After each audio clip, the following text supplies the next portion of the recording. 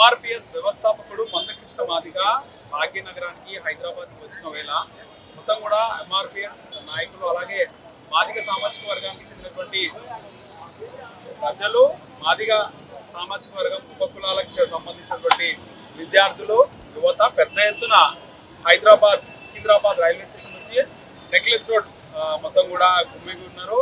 భారీ ఎత్తున బాణసర్చ అలాగే ఊరేగింపుగా మందకృష్ణ మాదిగ గారు వస్తున్నారు.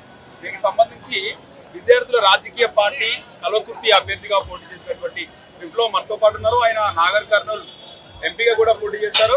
ఆయనతో పాటు చాలా మంది విద్యార్థినులు కూడా ఉన్నారు. వాళ్ళందరూ కూడా అక్కడ ఉమ్మడి మహబూబ్ నగర్ జిల్లా నుంచి ఇక్కడ హైదరాబాద్కి వచ్చారు. వాళ్ళతో మాట్లాడతారు. మీరు చూస్తే చిన్న ఏజ్ లాగా ఉన్నారు. ఎమ్మెల్యేగా పోటీ చేస్తున్నారంటే ఎంపీగా పోటీ చేస్తారంట. అవునండి, పోటీ చేసిన.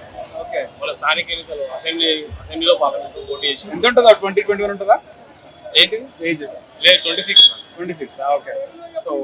సో చిన్న వయసులోనే పోటీ చేసినట్టున్నారు. విద్యార్థి రాజకీయ పార్టీ నుంచి ఉస్మానియా గడ్డపైన పొడుగు పోసిన పార్టీ నుంచి నేను పోటీ చేయడం జరిగింది. సో ఇక్కడ మనం జాతికి పెద్దలలో ఉన్నటువంటి మందకృష్ణ గారికి రోజు సపోర్ట్ చేయడానికి సంగీతం.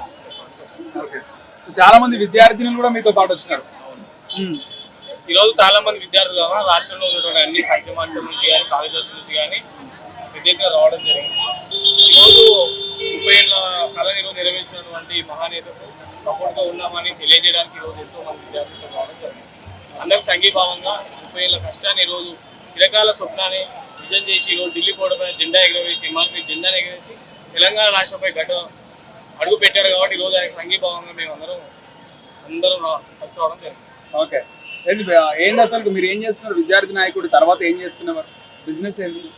నా బిజినెస్ అంటే లేదన్నా, నేను పర్సనల్ నాకు టీ ఫ్యాన్స్ ఉన్నాయి. ఓకే, నా ఓన్గానే చేశాను. విద్యార్థి దశ నుంచి రాజకీయాల్లో ఉన్నారా? ఆ విద్యార్థి దశ నుంచి రాజకీయాలకు చురుగ్గా పాల్గొన్నాను. ఎంఆర్పీఎస్ లో కూడా కీలకంగా ఎక్కడ ఏ మీటింగ్ ఉన్నా కానీ మనం ముందస్తు ఉండేవాళ్ళం. ఓకే, ఇక్కడ పనులు చేసినా కానీ కనిపించకపోయినా కానీ పని మాత్రం అన్న చేసిన దిశానిర్దేశం ముందుకెళ్తాం. సో మహబూబ్ నగర్ నుంచి చాలా మంది విద్యార్థినులు నెంబర్ తీసుకొని వచ్చారు. అవునండి, చాలా మంది తీసుకొచ్చి వేల సంఖ్యలో వచ్చారు. ఎందుకంటే ఈ రోజు కులం అనేది ఒక ఉనికి అయిపోయింది ప్రతి ఒక్కరికి. ఆ ఉనికిని మేము చాటుకోవాలి కదా. ఏ పార్టీలో ఉన్నా ఎక్కడున్నా కానీ ఒక జాతి పెద్దగా ఉన్నటువంటి మందకృష్ణ గారికి ఎప్పుడైనా మేము సపోర్ట్ ఉంటాం. ఖచ్చితంగా విద్యార్థి రాజకీయ పార్టీ కూడా అన్నకు సపోర్ట్ ముందుకెళ్తాం. సో విద్యార్థి రాజకీయ పార్టీ నుంచి మీరు కల్వకుర్తి పోటీ చేస్తారా? మనం నాగర్ కర్నూల్ పోటీ చేస్తాం. అవును, మొన్న ఎంపీ కూడా పోటీ చేయడం. జిల్లాకి ప్రాతినిధ్యం వహిస్తున్నారా? జిల్లా అధ్యక్షులు నేను ప్రాతినిధ్యం వహిస్తున్నాం. రాబోయే ఎన్నికల్లో కూడా యువతను పెద్ద ఎత్తున నిలబెట్టి గెలిపించే విధంగా అసెంబ్లీలో ఉండే విధంగా తెలంగాణ అసెంబ్లీలో యువతనే దిశానిర్దేశం చేసే విధంగా అమరులు సాధించినటువంటి ఆశయాన్ని నెరవేర్చే విధంగా విద్యార్థి రాజకీయ పార్టీ చాలా తోడ్పడుతుంది. మొన్న అసెంబ్లీ ఎన్నికల్లో 63 సీట్లలో పోటీ చేయడం జరిగింది. మొత్తం యూత్ గ్రాడ్యుయేట్స్ ని పోటీ చేయించడం జరిగింది. బీఫామ్ 119కి 63 పోటీ చేయడం జరిగింది. మొన్న పార్లమెంట్ లో వచ్చేసి 7 నియోజకవర్గాలు పోటీ చేయడం జరిగింది. 7 పార్లమెంట్ నియోజకవర్గాలు పోటీ చేయడం జరిగింది. సో నాగర్ కర్నూల్లో కూడా నేను పోటీ చేయడం జరిగింది. రేపు యూత్ ఎజెండాగా రేపు వచ్చే స్థానిక ఎన్నికల్లో ward member, sarpanch, MPTC, ZPTC, MPP election లో కూడా యూత్ నిలబెట్టి కల్వకుర్తిలో మొత్తం రాష్ట్ర వ్యాప్తంగా ప్రతి ఒక్క దగ్గర పోటీ చేసే విధంగా మేము సపోర్ట్ చేస్తూ చైతన్యవంతం చేస్తున్నాం. ఎట్లుంటాడు మందకృష్ణ మాదిగ గారు? ఎట్లుంటుంది మీకు? చాలా ఆనందంగా ఉంటున్నాను. ఇప్పుడు ఏం చేసినా కానీ కుటుంబానికి దూరంగా ప్రజలే నా బిడ్డలాగా, ప్రజలే దేవుళ్ళలాగా ఎప్పుడు మాట్లాడినా కానీ ఆయన నోట్లోకి వెళ్ళి ప్రజలు తప్ప ఇంకో మాట రాకపోతుంది. ఎప్పుడు కలిసినారు ఆయన? లాస్ట్ ఉరికన్నా ముందు, మోడీ వచ్చే ముందు ఆ రోజు కలిసినామన్నా. సో అప్పుడు ఎప్పుడు మాట్లాడినా కానీ కృష్ణని ఒకటే చెప్పాడు, ప్రజలు మన జాతికి కాదు, ఎవరికి అన్యాయం జరిగినా ఏ కులానికి జరిగినా మనం ముందు ఉండాలి, పోరాడాలి. మనకు మాట్లాడే హక్కిచ్చినా కానీ కుట్లాడే హక్కిచ్చినా దాన్ని మనం ప్రజలకు వాడుకునే విధంగా ఉండాలి తప్ప సమాజానికి ఇలాంటి దుర్వినియోగం చేయొద్దని చెప్పేసి ఎప్పుడైనా మాట్లాడుతుంది. అన్న మాకు ఎప్పుడైనా మంచిగానే దిశానిర్దేశం చేసిన కాబట్టి ఈరోజు మేము ఎన్నికల్లో పోటీ చేయడం అనేది ఒక ధైర్యం వచ్చిందంటే కల్వకుర్తి అనేది జనరల్ రిజర్వ్ కాదు. ఒక ఎస్సీ అయినా పోటీ చేసినంటే అన్న ఇంకా ఒక ధైర్యం ఉన్న కాన్సెప్ట్ ముందు. సో మొత్తానికి చూసుకుంటే మీరు చాలా అనుబంధం ఉంది మందకృష్ణ.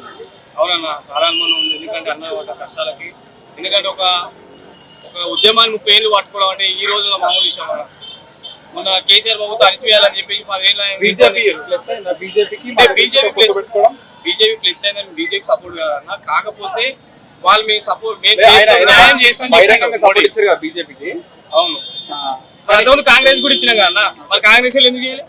అంటే మన బీజేపీ సపోర్ట్ ఇస్తారు బహిరంగంగా. కానీ ఒక్క ఎస్సీ రిజర్వ్డ్ లోక్సభ నియోజకవర్గం కూడా బీజేపీ గెలవలేదు. ఏమంటారు దీని మీద? సరే అది ప్రజల నిర్ణయం. ప్రజలు ఎటు ఆశలు ఎస్సీలు లేరంటారా బీజేపీ ఎంబడి? ఎస్సీలు లేరా? మాదిగలు ఓన్లీ మాదిగలు ఉన్నారా, మాలలు లేరా? అందరు ఉన్నారన్న. బీజేపీలో కాదు, కాంగ్రెస్ లో, టీఆర్ఎస్ లో అన్ని పార్టీలు అన్ని కులాలు ఉన్నాయి. ఒకటే పార్టీ ఉన్నది కాదు. బీజేపీకి ఎంఆర్పీఎస్ ఉంది అనేది ఇది కరెక్ట్ కాదు. ఎందుకంటే అంతకుముందు కాంగ్రెస్ కి ఇచ్చినాం, అంతకుముందు టీడీపీకి ఇచ్చినాం, అందరికి ఇచ్చినాం, సపోర్ట్ చేసి ఇచ్చినా. మరి వాళ్ళు ఎందుకు చేయలేదు అంతకుముందు? ఈ రోజు బీజేపీ సపోర్ట్ ఇస్తారు. తెలంగాణలో బీజేపీకి సపోర్ట్ ఇచ్చి మాదిగలు సత్తా చాటలేదు అనేది ఒకటి ఉంది. అంటే ఒక్క రిజర్వ్డ్ నియోజకవర్గం కూడా గెలవలేదు కదా లోక్సభలో.